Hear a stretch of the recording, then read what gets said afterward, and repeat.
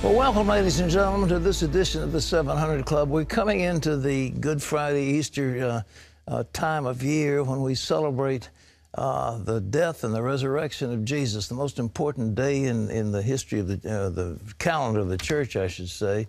And we're going to invite you today on this program to share communion with us.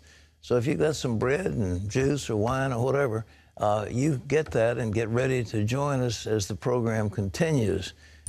Well, and as part of our Holy Week tradition, we're going to take an unforgettable look at the last few hours of Jesus' life through the eyes of the late sculptor Gil Amelio. All of that's coming up.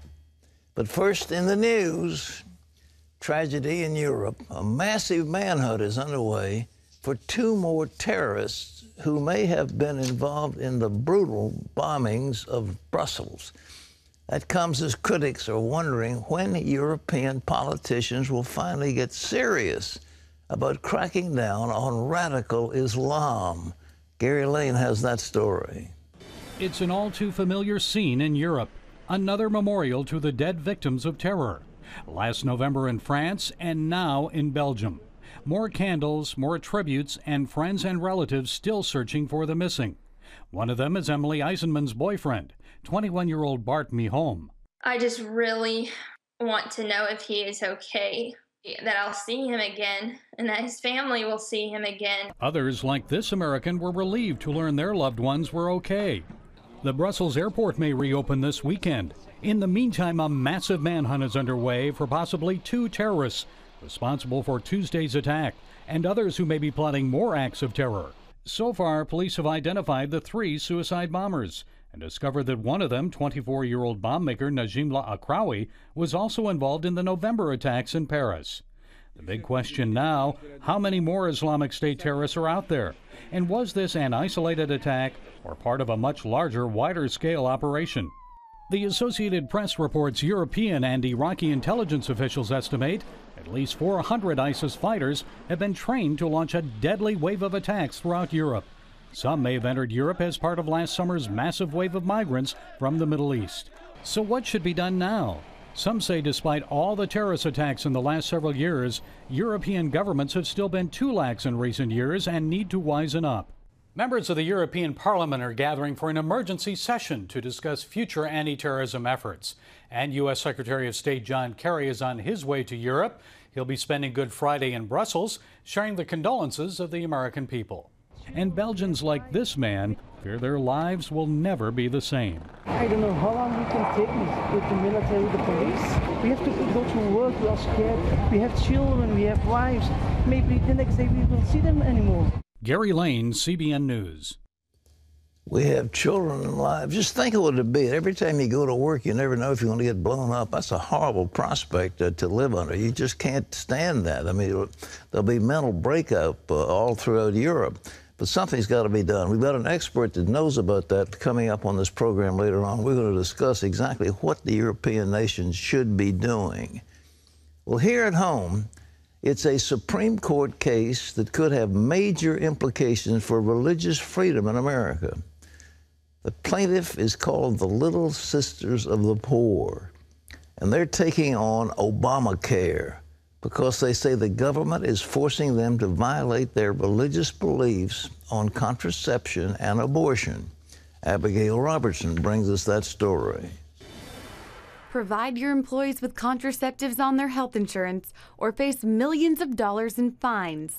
That's the choice the federal government gave a 175-year-old Catholic nonprofit called the Little Sisters of the Poor, a small group of women who have vowed their lives to care for the elderly. We find ourselves in this situation because the federal government has mandated that we change our health care plans to include services that are in clear violation of our Catholic faith. The sisters were promised their religious beliefs would be protected, and then the government created a new mandate requiring them to provide contraceptives, including morning after pills like Plan B and Ella, which many Catholics view as synonymous to abortion and feel morally compelled not to fund.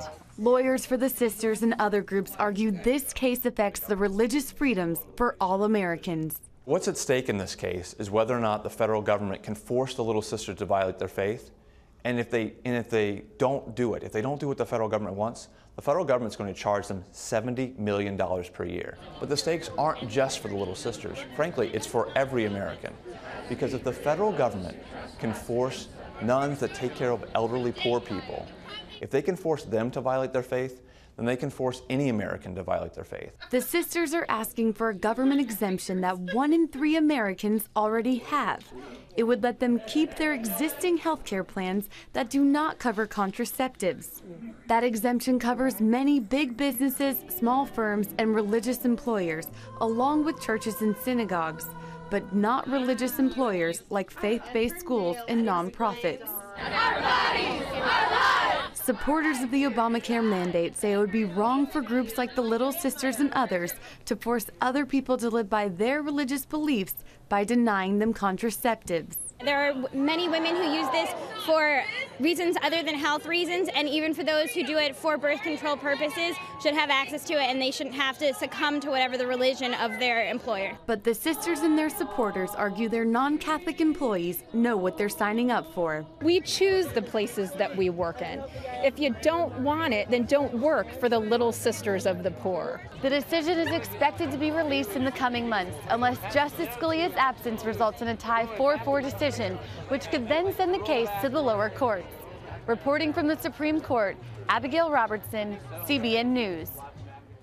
How would you like to be a fat cat bureaucrat in Washington and your opponent is the Little Sisters of the Poor? They're the ones that are being driven out of business, the Little Sisters of the Poor. How horrible can it be what these people are doing in Washington? Folks, that is the key to liberalism. You have to remember, liberals are not liberals. Liberals are interested, or the progressives so-called, in forcing their point of view on you, whether you like it or not. And if you don't like what they want and you don't comply, then you're going to be put in prison or you're going to be fined. Now, that is progressive liberalism. That is Bernie Sanders. That is Hillary Clinton. That's their philosophy. We're going to make you do what we want to do. It's no longer voluntary. You're not in a free society anymore. You're under our mandate because we know better. We are smarter than you are, and we're going to make this a better world. And we'll do it by forcing you to comply with what we want because we are the elites. That's the deal.